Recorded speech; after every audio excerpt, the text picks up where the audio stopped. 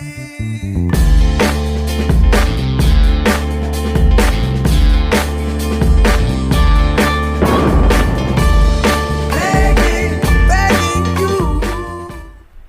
sebelum kita mulai, alangkah baiknya saya perkenalkan diri dulu. Jadi perkenalkan, nama saya Bayu Sembriadi, kuliah jurusan Teknik Informatika di STIMIK Diponegoro Makassar, semester 3. Jadi sesuai untuk hari ini kita akan mempelajari pemrograman dasar yaitu C++. Untuk struktur C++ sendiri itu seperti ini. Ada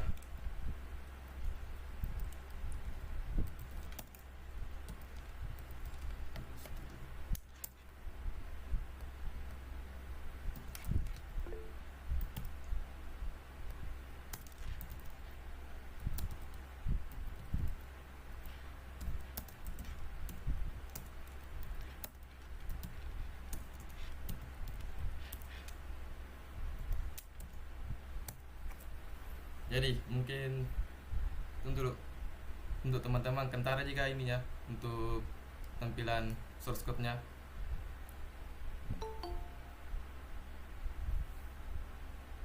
Bentar, jadi sini saya akan menjelaskan tentang struktur dari C++. Di sini ada pagar. Nah, pagar ini berarti preprosesor. Maksudnya preprosesor tanda bahwa program akan dimulai. Kemudian ada include yang berarti pemanggilan. Nah, apa yang akan kita panggil? Yang akan kita panggil itu ini. Yang akan kita panggil itu ini. Ini adalah IOStream, yang maksudnya ini adalah file library. File library yang berisi perintah-perintah yang akan kita gunakan nanti. Nah, perintah-perintahnya itu ada cout, sin, dan ndl. Jadi ini bisa dikatakan pemanggilan file library IOStream, yang dimana di dalam IOStream itu terdapat perintah-perintah cout, cin, dan nlayer.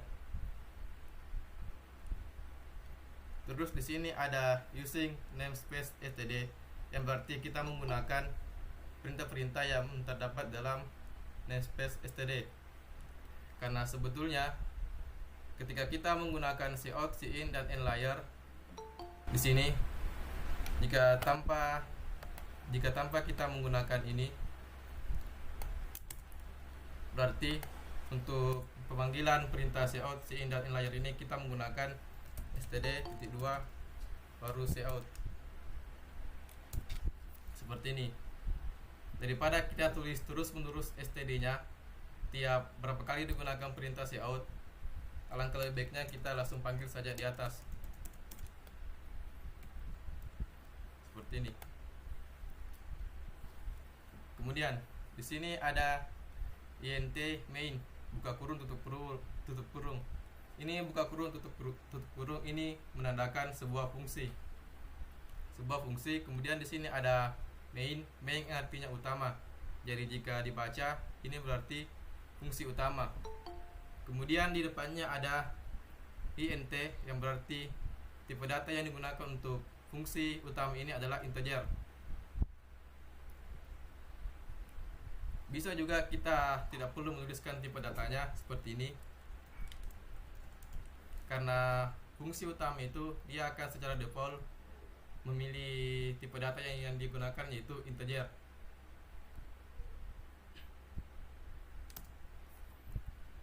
Kemudian kan tadi ada perintah cout, cin, dan nlayer. Nah, sekarang bagaimana cara menggunakan untuk cout, cin, dan nlayer ini? Caranya itu seperti ini. Cout, terus di sini anggaplah hello world.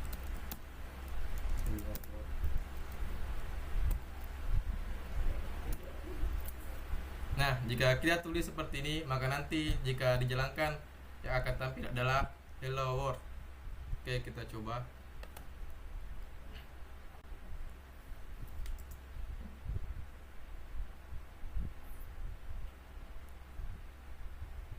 Nah, seperti ini. Hello world. Kemudian untuk cin berarti kita melakukan penginputan. Dan end layar ini merupakan perintah untuk pindah baris ke selanjutnya.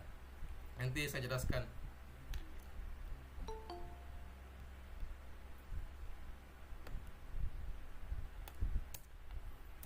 Terus untuk bisa kita pakai ini, untuk bisa kita menjalankan sebuah program, kita pastinya memerlukan sebuah variabel. Nah, variabel itu apa sendiri?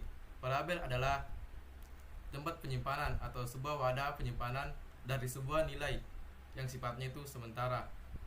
Maksudnya sementara, jika kita menyimpan suatu nilai, maka jika kita menyimpan nilai lagi untuk selanjutnya, maka nilai yang awal tadi akan berubah jadi nilai yang kedua. Contohnya seperti ini. Di sini saya buat variabel dengan tipe data A, terus saya berikan nilai sama dengan 1. Jadi sekarang variabel A itu bernilai 1. Seumpama di bawahnya lagi saya berikan begini, koma. Jadi nilai 1 tadi bakalan tertimpa dengan nilai 2. Jadi itulah maksudnya sementara, penyimpanan yang bersifat sementara. Terus di sini ada integer. Ini merupakan tipe data yang kita gunakan dalam membuat variabel. Nah, tipe data sendiri itu apa? Tipe data adalah jenis dan jangkauan suatu nilai. Di dalam C++ ini terdapat berbagai macam tipe data.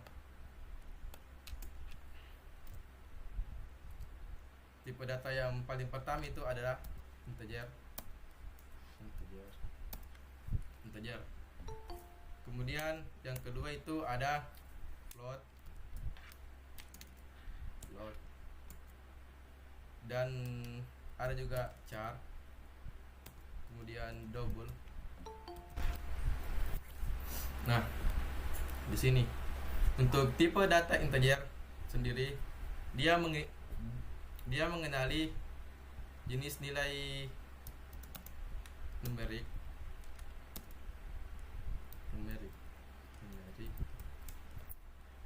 Kemudian untuk float sendiri ada numerik juga. Kemudian untuk char ini dia bisa alphanumerik dan double untuk tipe data numerik juga. Nah, di sini juga ada tipe data string yang mengenali alphanumerik, numerik.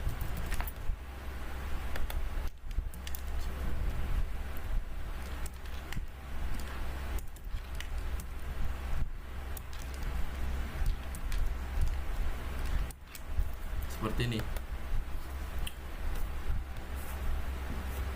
Kemudian untuk numerik ini sendiri, maksudnya numerik berarti data yang dapat dimasukkan ke dalam tipe data integer, yaitu hanya angka saja.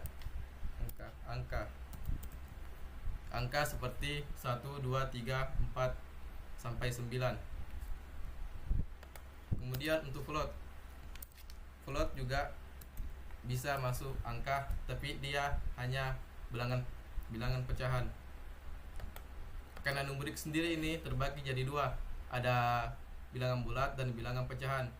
Bilangan bulat sendiri seperti 1, 2, 3 dan seterusnya.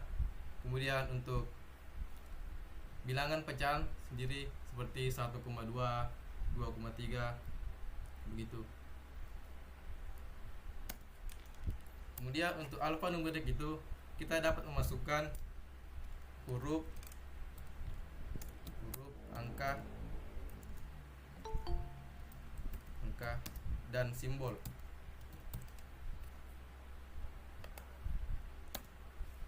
Kemudian untuk double sendiri, tipe data double itu hampir sama dengan tipe data float, tapi jangkauannya lebih luas. Jadi dia bisa masuk data berupa angka. Terus untuk string juga dia bisa masuk hampir sama dengan char, dia bisa masuk huruf, angka, dan simbol.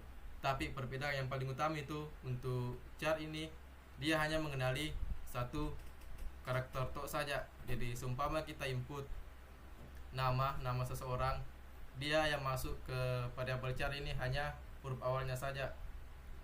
Sedangkan string dia bisa masuk sesuai jangkauannya.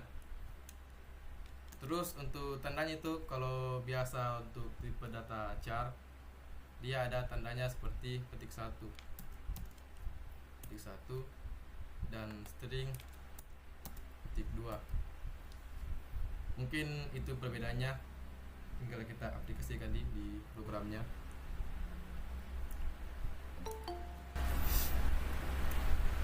Terus untuk pembuatan variabel juga sendiri, kita memiliki aturan-aturan tersendirinya, di mana jika kita membuat variabel itu harus diawali dengan huruf. Maksudnya huruf seperti ini, integer, misal nama, titik koma. Jadi di sini kita tidak bisa memberikan huruf, maksudnya angka di depannya, harus huruf. Kemudian jika kita mau nama variabelnya itu 2 kata, kita bisa pakai seperti ini, nama siswa. Kita bisa pakai tanda seperti ini untuk seumpama kita mau pakai dua kata.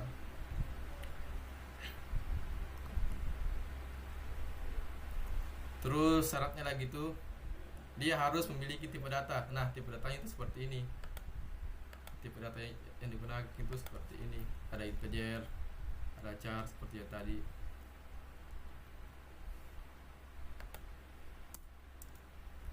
Kemudian kan tadi ada variabel yang bersifat sementara. Nah, bagaimana caranya jika penyimpanan ini bersifat tetap? Ada yang dinamakan konstanta. Cara penulisannya itu seperti ini, const. Terus tipe data yang digunakan integer, nama, string,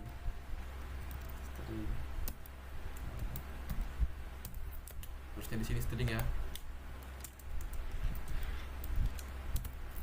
Nah, string nama. Nah, jika kita menggunakan variabel terus di depannya ada const, berarti variabel yang digunakan itu bersifat tetap atau tidak dapat diubah-ubah. Bisa aja diubah kecuali kita ubah langsung seperti ini. Seumpama nama siswa saya kasih di sini. Seperti ini. Diubahnya itu seperti ini juga. Saja. Ini cara ubahnya, dia bersifat tetap.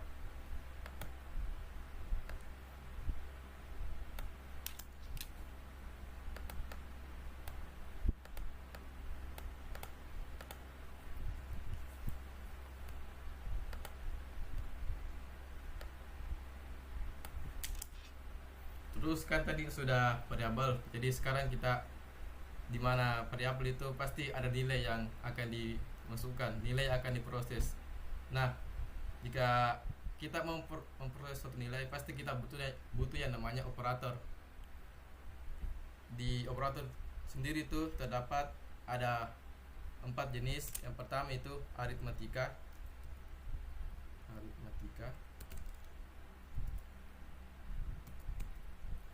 Kedua ada relasi. Ketiga logika. Dan keempat assignment. Nah, aritmatika ini apa? Operator aritmatika itu dia kayak seperti yang ada di matematika sehari-hari, seperti tambah, kurang, bagi, kali, dan mod. Tulisan mod itu seperti ini ya, mod.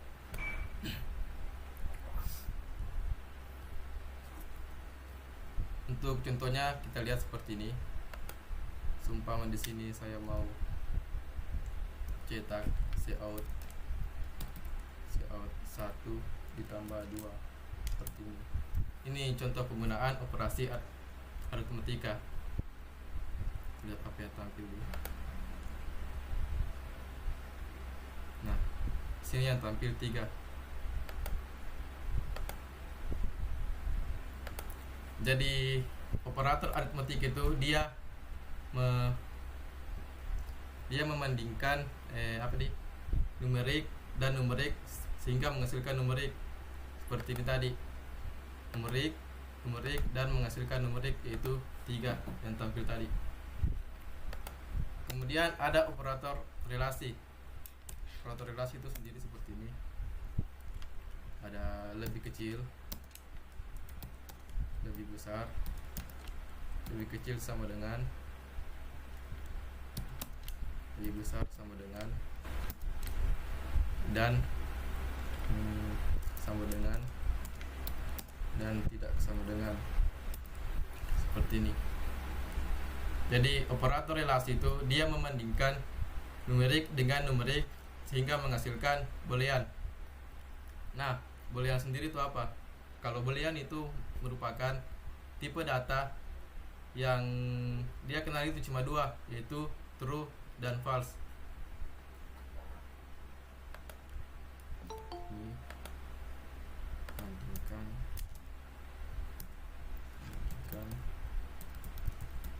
numerik menghasilkan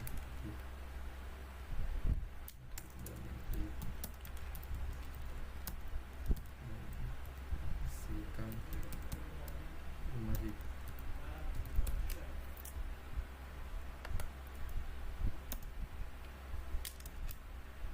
Di sini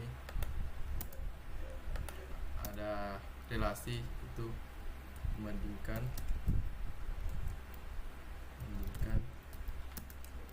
numerik dan numerik menghasilkan yang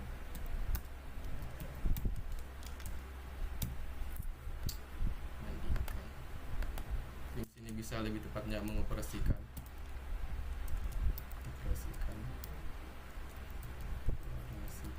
numerik dan numerik misalkan numerik.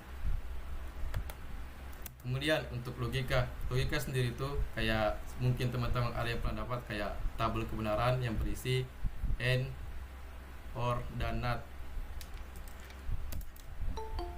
Seperti contohnya seperti ini, ada and atau or dan not. Nah, kalau untuk operator logika ini dia menghasilkan boolean, dia membandingkan boolean sehingga menghasilkan boolean. Membandingkan boolean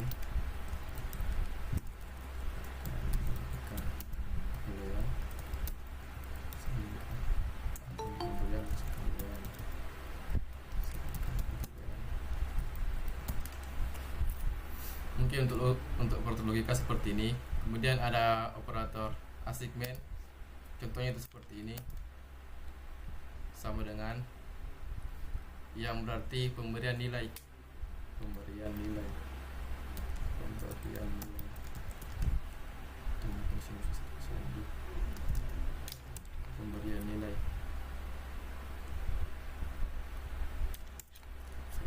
Supaya lebih jelas di. Nah, seperti ini. Aritmatika seperti ini. Ada tambah, kurang, bagi, kali, dan modulus. Nah, modulus itu merupakan sisa bagi yang mengoperasikan numerik dan numerik menghasilkan numerik. Untuk relasi sendiri membandingkan numerik dan numerik menghasilkan boolean. Logika membandingkan boolean menghasilkan boolean. Dan assignment yang merupakan pemberian nilai. Nah, coba kita buat contohnya di contoh sampaian. Contohnya seperti ini. Operasi aritmatika seperti ini, seumpama 1 tambah 2 atau 2 tambah 1 seperti ini. Terus untuk operator relasi contohnya itu seperti ini. Contoh sama dengan 2 atau 2 lebih kecil sama dengan 5. Nah, contohnya seperti ini. 2 lebih kecil sama dengan lebih kecil dari 1. Yang kita bandingkan itu adalah numerik dan numerik, sehingga menghasilkan boolean. Jadi seperti ini, 2 lebih kecil daripada 1, berarti hasilnya false. Kemudian 2 lebih kecil sama dengan 5, berarti hasilnya true. Jadi itulah tadi menghasilkan boolean, true atau false. Kemudian untuk operator logik itu contohnya seperti ini.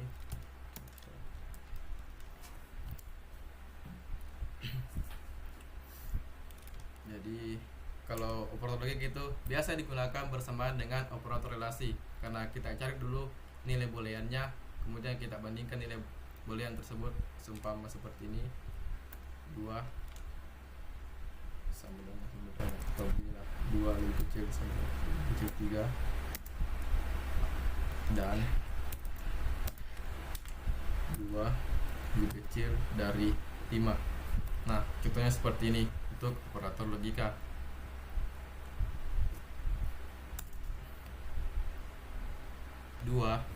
Dua lebih kecil daripada 3, berarti akan menghasilkan true. Sini true. Kemudian ada operator n, dan 2 lebih kecil dari 5, true. Nah, seperti ini. True and true itu berarti true. Mungkin teman-teman bisa lihat di search atau lihat di Google tentang tabel kebenaran seperti apa. Kalau benar ketemu benar itu dia akan menghasilkan benar. Kecuali di sini saya kasih 1, bahwa di sini adalah salah atau false. Maka di sini hasilnya pasti false. Karena benar dan salah berarti salah. Mungkin seperti itu contohnya. Kemudian untuk operator assignment itu pemberian nilai. Maksudnya pemberian nilai seperti ini. Coba contohnya di contoh. Kayak seperti ini. Kita buat variabel. Anggaplah kita sudah buat variabel seperti nama. Terus